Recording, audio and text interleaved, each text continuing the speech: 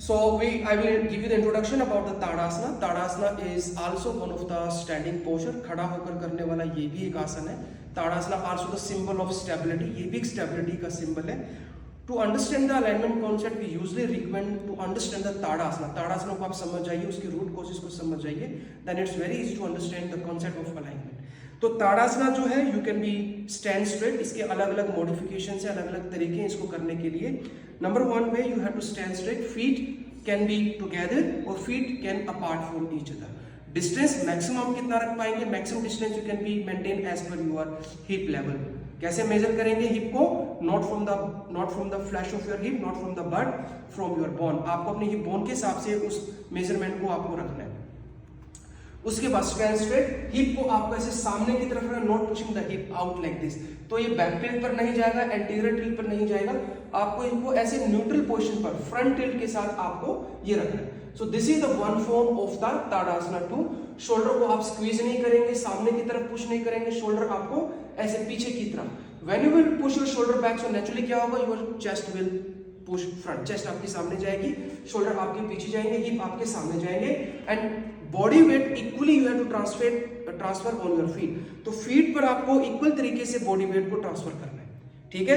Naturally क्या होगा? Body weight आपका बाहर की तरफ जाएगा, आपकी आउटर हिल पर जाएगा. लेकिन जब आप इस प्रैक्टिस को करें तो आप फीट को पूरा का पूरा इक्वल डिस्ट्रीब्यूट करें बॉडी वेट को. आपके टोस पर, बॉल ऑफ द फुट पर, आउटर हील पर, इनर हील पर, arch of the foot, edge of the foot, ये सारी चीजों पर आप जब लेकर जाएंगे so you will feel your knee will get low, your inner thigh will get long, engage. तो इस तरीके से आप इसको बेनिफिट ले सकते हैं. सो this is the first modification.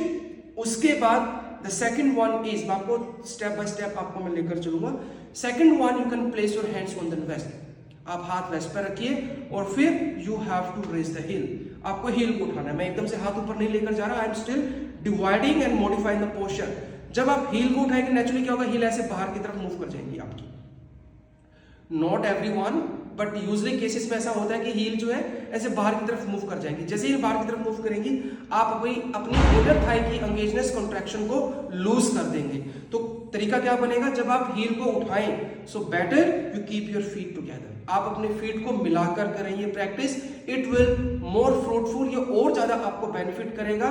Stand करते बिना हील को उठाए, then you can practice with, even you can give the distance, but when you put modification in which you need to raise the heel, जिसके अंदर आपको heel को उठाना है, तो better you keep your feet together. आप अपने feet को मिलाकर करें. इन केस किसी के someone have the big thigh, वो एक अलग इशू, उसके हिसाब से आप डिस्टेंस भी मेंटेन कर सकते हो. बट कोशिश मैक्सिमम कीजिएगा feet together when you raise the heel. heel मिलाकर कीजिए and then first practice you just raise the heel like this. इस प्रैक्टिस को आप पहले मूवमेंट पर डिवाइड कर दीजिए. Instead of holding the posture here, better you do like this. You just raise heel, come back, raise heel, come back, raise heel, come back, raise the heel. So it will give the stretch and your muscle will prepare, your calf and your hamstring and your ankle prepare to achieve this posture as stabilized, as a stability. तो पहले आप movement पर जाइए. उसके बाद फिर आप धीरे धीरे यहाँ पर होल्डिंग लीजिए.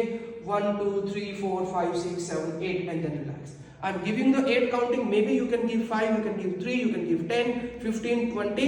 When you are able to stabilize in this posture for example 20 second, 30 second, उसके बाद then you combine the posture with your arms up, then you raise the heel. This is the modification. Then you can finger lock, then you raise the heel. This is the modification. You bring the palm together, then you raise the heel. This is the modification. ठीक है. लेकिन इन सभी modification पर जाने से पहले whatever the initial practice, the root causes, you have to work on it. आपको उनके ऊपर काम करना पड़ेगा. उसके बाद उस प्रैक्टिस पर जाइए.